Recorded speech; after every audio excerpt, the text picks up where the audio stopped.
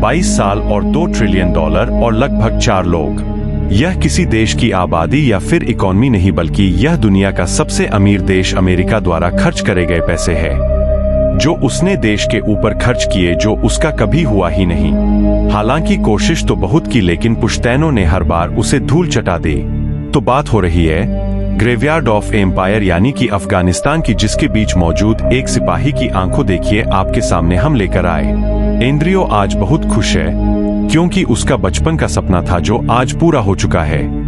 नौजवानों की तरह उसका भी सपना था वह अपने देश की रक्षा करे, उसकी सेना में भर्ती हो, जो कि आज वह हो गया। इसीलिए हर समय बस वह उसी की तैयारी में लगा रहता है। जिसे देखने पर उसके पिता ने उससे कहा, बेटा तुम्हारे ऊपर सिर्फ तुम्हें अपनी नहीं बल्कि पूरे देश की जिम्मेदारी है, तो इसे नौकरी की तरह नहीं बल्कि जिम्मेदारी की तरह करना। हो सके तो कभी किसी बेगुनाह को सजा मत देना। एंड्रयू ने अपने पिता की बातों को ध्यान में रखकर सुबह निकल गया अपनी एक नए सफर के लिए। यूएस आर्मी का काफिला एक गांव के पास आकर रुकता है, जहां सभी को काम दिया जाता है। आज उन्हें पूरे गांव वालों की तलाशी लेनी है। कहीं उन्होंने अपने पास कुछ छुपाकर तो नहीं रखा, और इसीलिए सब अपने अपने काम में लग जाते हैं। तभी अचानक से इनके ऊपर आतंकवादियों का हमला हो जाता है, जिसमें इनका सार्जेंट बुरी तरह घायल हो जाता है। इसके चलते यह सभी फौरन अपने बेस पर लौट आए। सभी के चेहरे बयान कर रहे हैं। इस हादसे से वह काफी मायूस थे। इतने में वहां पर एंट्री होती है एक नए सार्जेंट की, जिसका नाम ने वह पिछले वाले से एकदम पलट था। अगर वह मोम की तरह नरम था तो यह पत्थर की तरह कठोर। आते ही उसने सभी को लाइन में खड़ा कर दिया। अपने तौर तरीके समझाने लगा। उसे किन 3 चीजों से सख्त नफरत है। पहली चीज, अगर कोई भी लेट उठा तो वह अगले दिन से यहाँ नहीं रहेगा।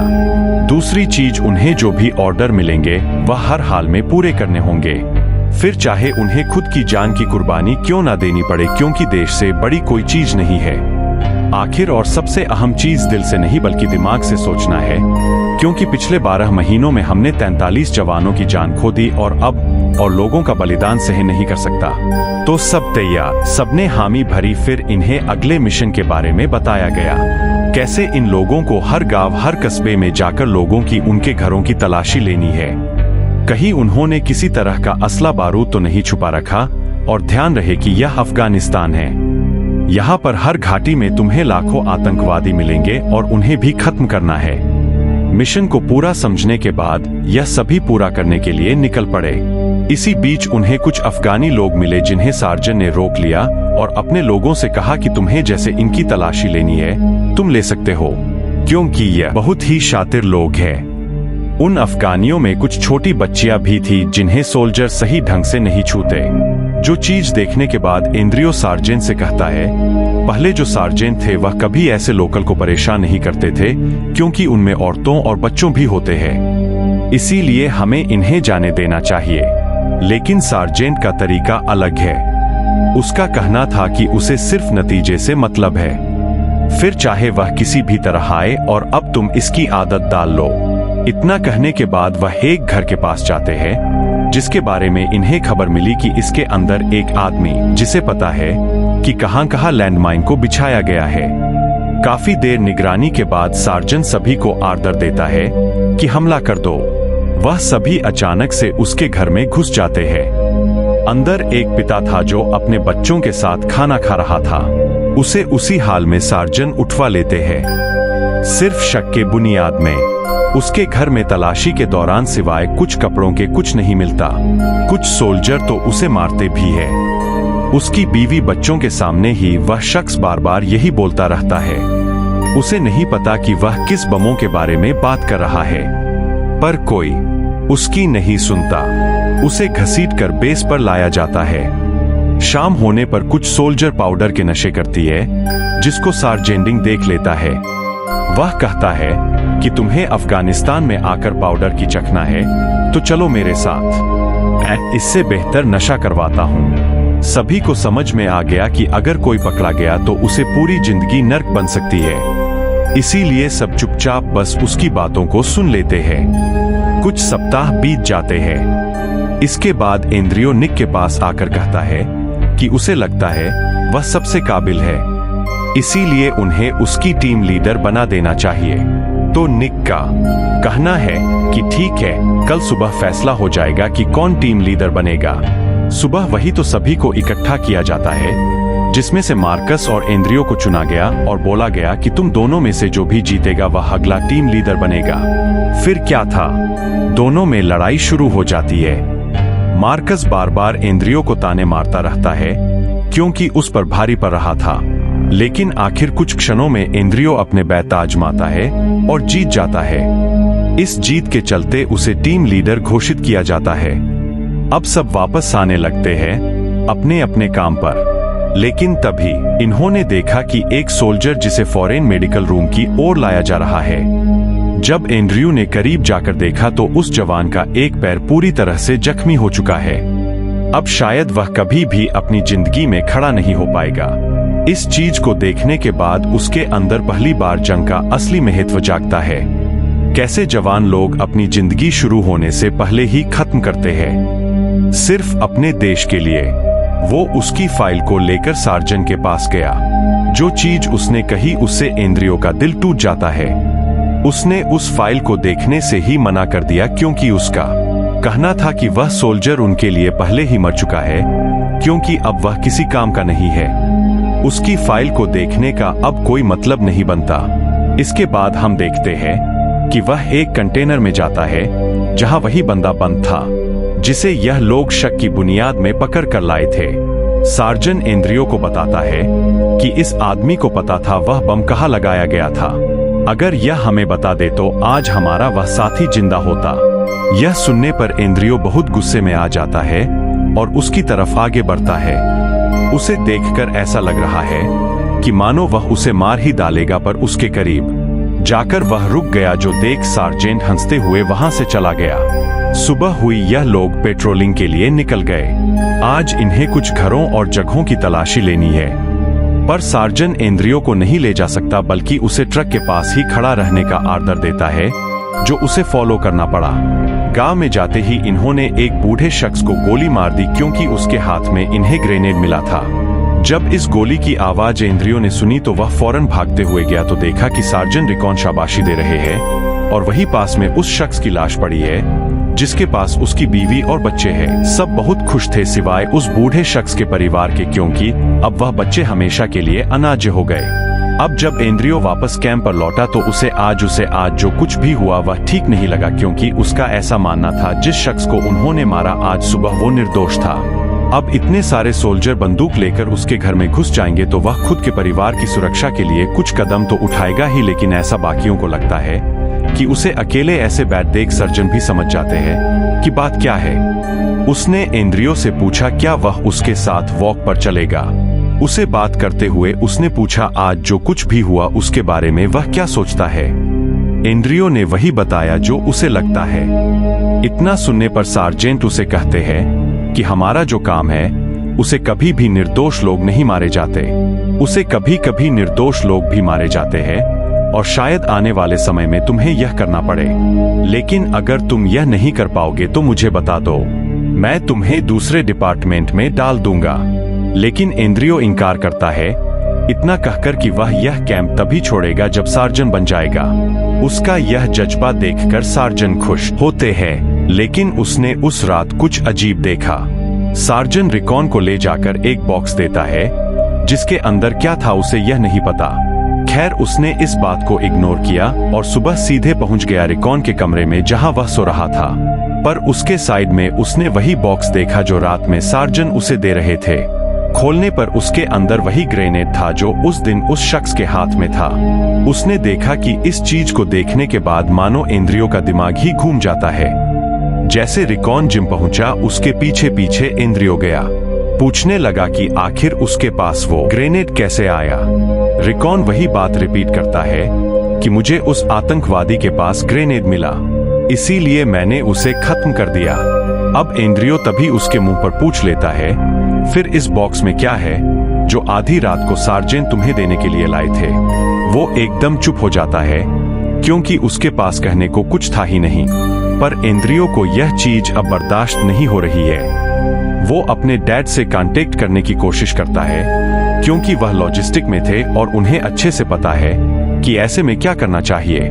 इसीलिए उन्होंने इसे सब कुछ बताया कि कैसे उसके कैंप में बेगुनाह लोगों को फंसाकर उन्हें मारा जा रहा है। तब बेनू के डैड ने कहा कि उसे डिपार्टमेंट को कंप्लेन करनी पड़ेगी। इस बारे में बाकी का काम वह खुद करेंगे।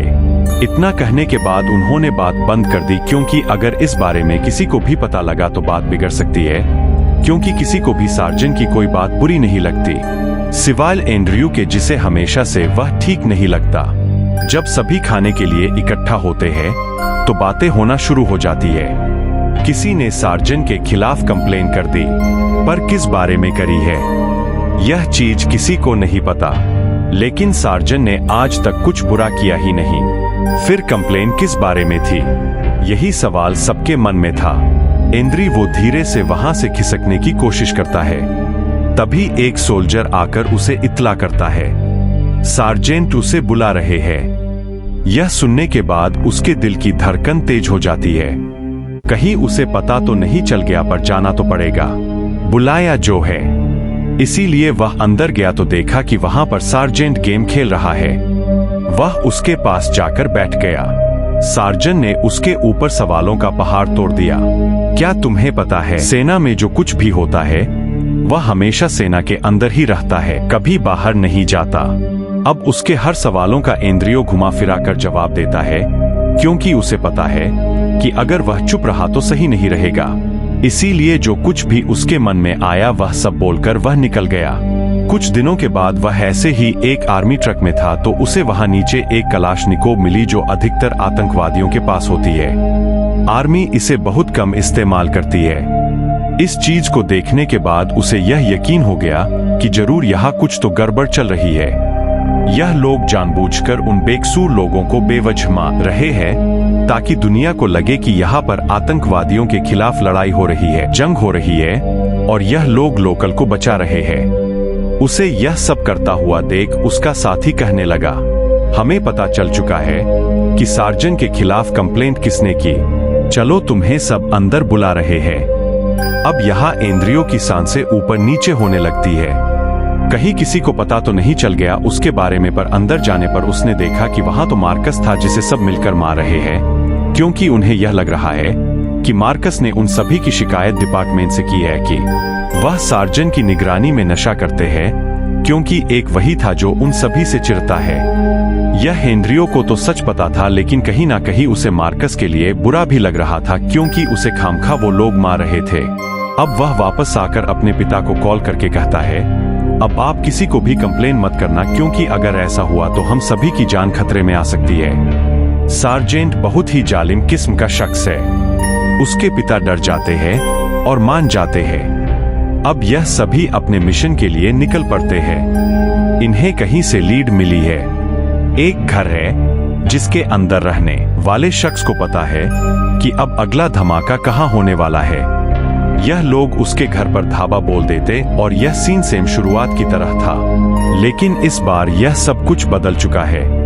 अब यहाँ उन्होंने एक शख्स को पकड़ा जिसे वह लेकर बाहर आते हैं। उसकी बीवी बार बार उसके सामने विनती करती है कि उसे कुछ मत करो, तो सार्जेंट एंड्रू से कहता है कि ऐसा अंदर ले जाओ। उसके जाते ही वह लोग उस आदमी को मार देते हैं और वही कलाशनी को उसके हाथ में रख देते हैं, ताकि ऐसा लगे कि वह एक आतंकवादी है। अब जब यह चीज ज़ेन देखता है तो उसका तो खून खोल जाता है।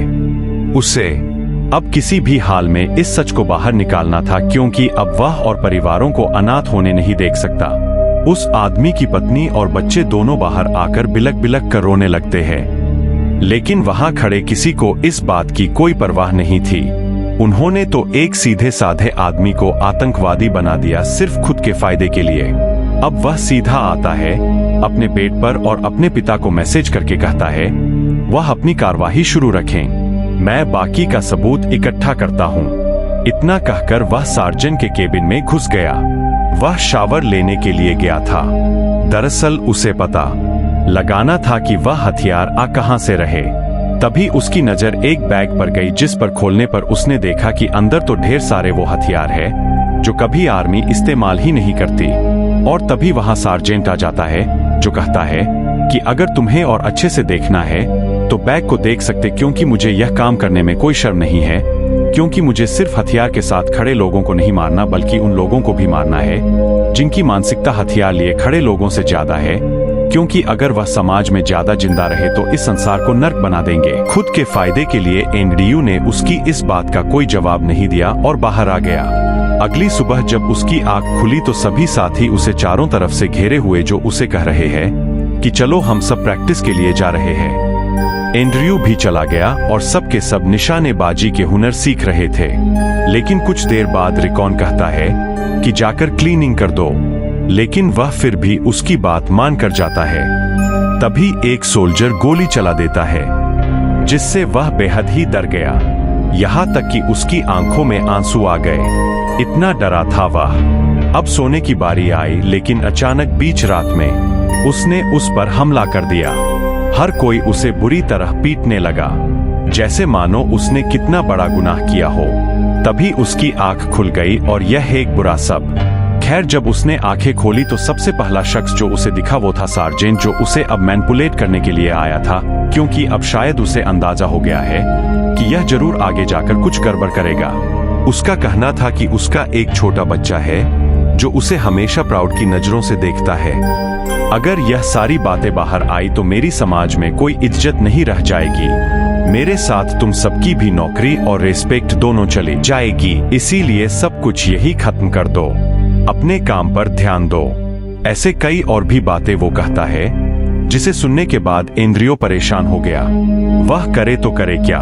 उसने अपने पिता को कॉल लगाया, उनसे पूछा क्या वह जो कुछ भी कर रहा है वह सही है, कहीं उसकी यह सब करने से किसी का घर ना टूट जाए।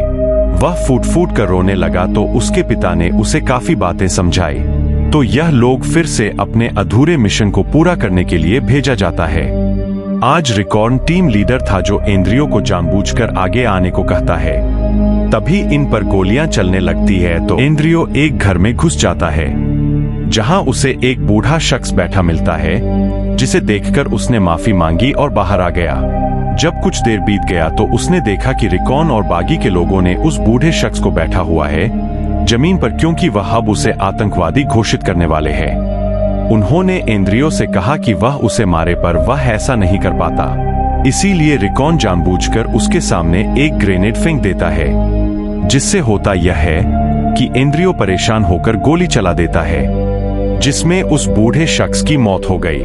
अब इस चीज से वह बहुत ही ज्यादा तंग आ चुका है, क्योंकि ऐसा उसने अपने हाथों एक बेगुनाह को मार दिया है। यह बात उसे सोने नहीं देती, इसीलिए वह अपने कमरे में आता है और खुद को गोली मारने की कोशिश करता है। तभी कुछ लोग आकर उसे पकड़ लेते हैं। दरअसल उसकी पूरी टीम को ट्रायल पर भेजा गया है, क्योंकि अब उन पर तहकीकात होगी इस केस को लेकर। डिपार्टमेंट ने सारी चीजों को देखने के बाद यह फैसला लिया है कि अब एंड्रयू अमेरिका जा रहा है। उसके साथ सार्जन भी है, जो उसे समझाता है कि वहां जाकर कुछ भी ऐसी वैसी बात मत करना। लेकिन वहां जाते ही एंड्रयू सब कुछ बता देता है, क्योंकि वह इस सच्चाई को अपने सीने पर रखकर मानना नहीं चाहता। आखिर में हमें बताया जाता है कि यह पूरी कहानी एक सच्ची घटना पर आधारित है, जो 2005 में घटित हुई थी, जिसमें पूरे स्टाफ को 3 साल की सजा हुई और जो स्टाफ सार्जेंट था उसे उम्र